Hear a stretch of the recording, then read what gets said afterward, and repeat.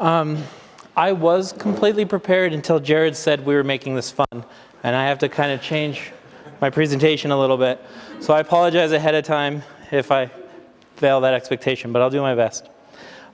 Today we're going to be talking about exploring the trauma tree and what that means. The trauma tree, what that refers to, we'll talk about it in detail, but what that refers to is what is produced from trauma, what comes out of it, and then what is the best way to treat that? How do we typically do it, and what are some ways we can maybe start changing the methods that we use in how we view and treat trauma. I talk about trauma all the time. I'm flying out tomorrow for a 7-hour training on trauma, and so when I heard I had 15 minutes, I tried to cut down the technical as much as I could, and I realized I couldn't condense the technical into 15 minutes of a presentation. So what I needed to do was just talk about my own experience in trauma and kind of what led me to this space. And it's actually the first time I've really talked about my story, because as a therapist, I get to just hear about everybody else's, which is nice. So again, no promises, but I'll try to keep it fun. I never was going to be a trauma therapist. I was always going to work in addiction. And it's part of why we still work in recovery, because I have a passion for that. But trauma kept finding me in both ways, both as a human being and as a clinician. And I ended up developing the specialty kind of regardless of my best efforts. So I'll start at the beginning, if my clicker works. There we go.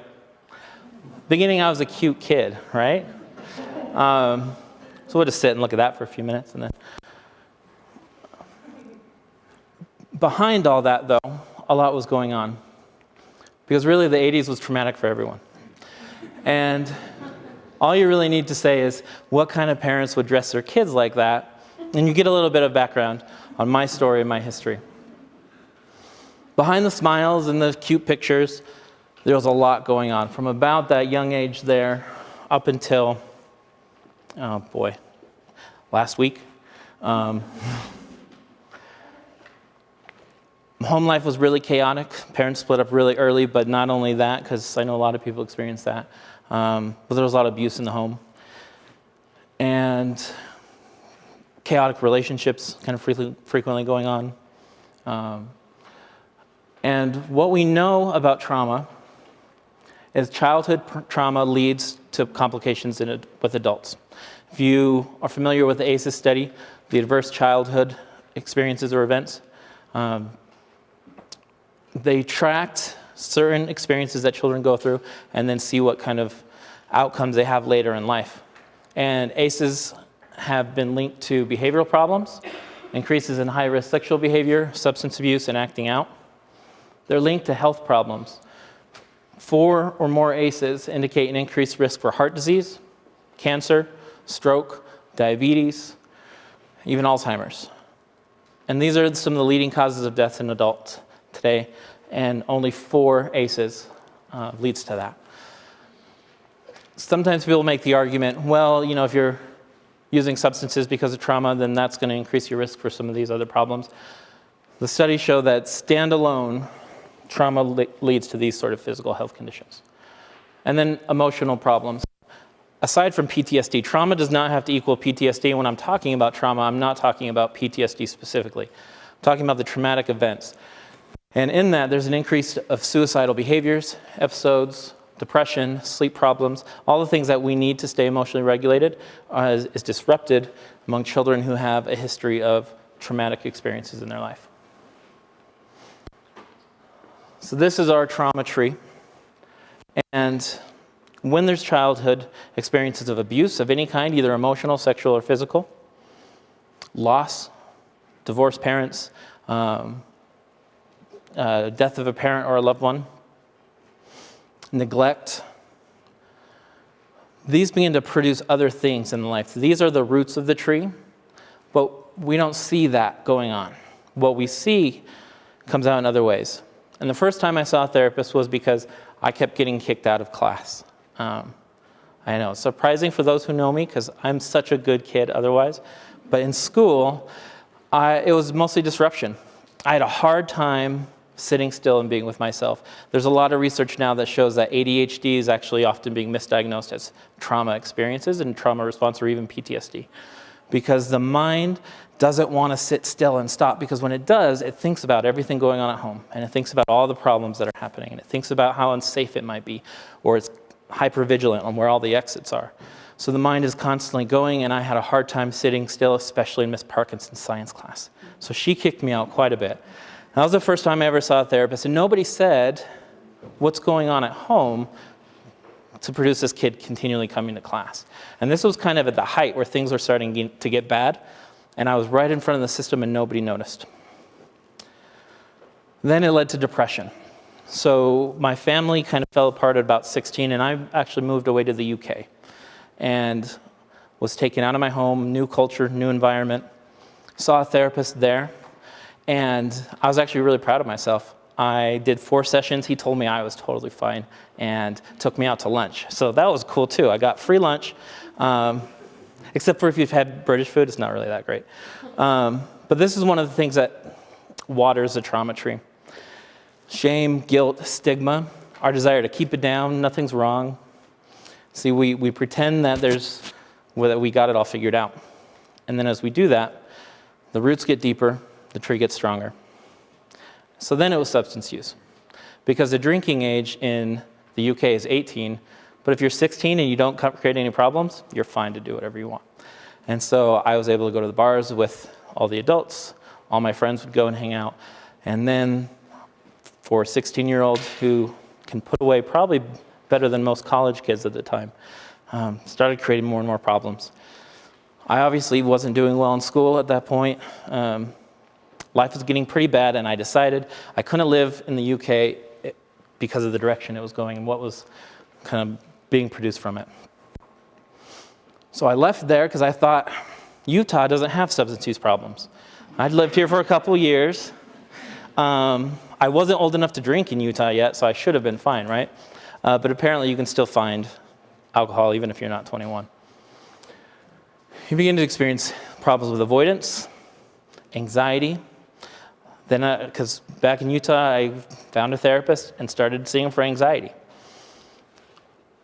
Treated the anxiety, and that should have been fine, right? But I got married, like you do in Utah, and that lasted until I signed the closing on a house, which I don't understand why they waited right till that point, but that's when I ended up getting divorced. So again, seeing a therapist, dealing with divorce, dealing with these interpersonal struggles, and not really knowing why I was continuing to have these type of problems. And it wasn't until I was seeing a therapist for that divorce that somebody said, tell me about your childhood. Therapists always say, tell me about your childhood, but nobody really asked and listened to what was your childhood like.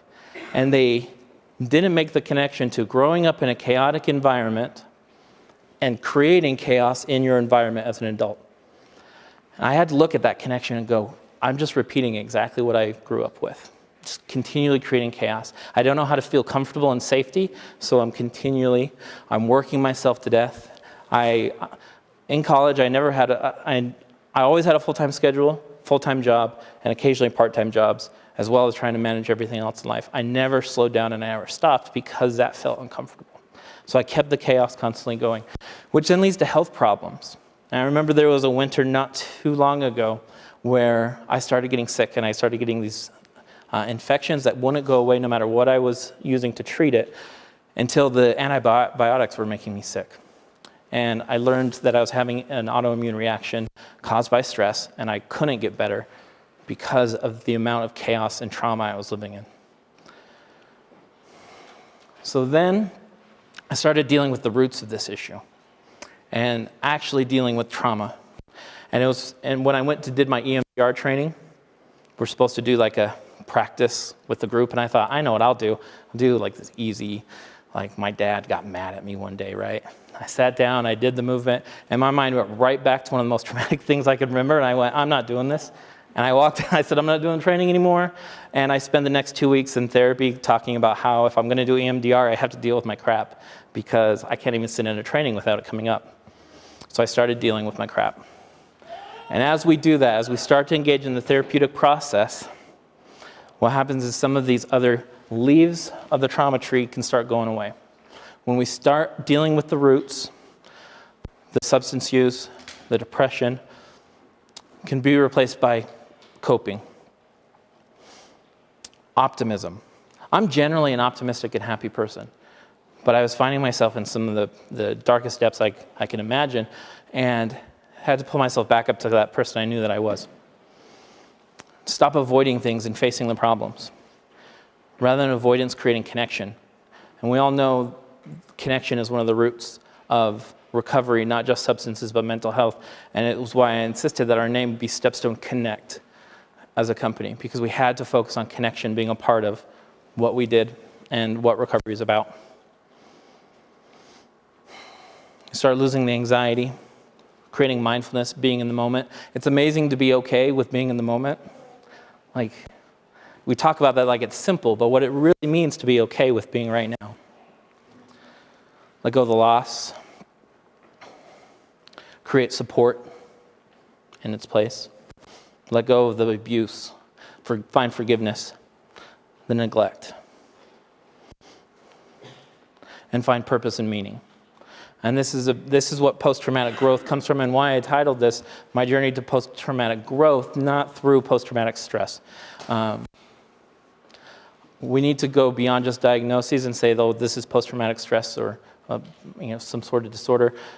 It also can lead to post-traumatic growth, where these things that I'm talking about here become a part of who you are, and you've become better because of the trauma, not worse. To do that, when we talk about recovery, we need to start talking about some different things. First of all, we have to start doing in-depth psychosocials. Really asking people, tell me about your childhood. Not because it's on the list and we have to make sure to answer every box in our EMR. Right? Because if you're working in the recovery field, I've had that conversation, you have to write it in every single box, no matter, even if it's NA, you have to write in the box. But we have to really start asking about what was your childhood like and how is it playing out today. We have to do comprehensive treatment plans that really focus on not just the diagnosis of depression or substance use or even PTSD. We have to start looking at the experiences that may not be diagnosable, but that are fueling the behavior that's going on right now. When we talk about substance use, 90% of people with substance use disorder have underlying trauma. Not PTSD necessarily, but traumatic experiences that need to be addressed as part of their recovery. And therapists should strive to be trauma-informed and trained in specific interventions. Not everybody has to be EMDR trained to work with trauma. Trauma-informed is the best place to start. Start learning about trauma. Start learning how to engage with people without actually triggering trauma, but also learn how to bring it into the space and be comfortable with it. Working with first responders, it's interesting because they'll often tell me, I don't want to tell a therapist what I've been through because I might break them. At first I thought that was funny, until they told me stories about them breaking therapists, because the therapist didn't know how to keep that space and didn't know how to bring that kind of trauma into the room. To be trauma-informed means we figure out how to do that. And we look beyond the initial presentation of somebody saying, I'm coming in because I'm going through a divorce. And we look back and say, well, tell me about your childhood and what's really going on underneath it. Today, this is what post-traumatic growth looks like for me. It's dressing up like Batman villains with my kids. It's events with my family.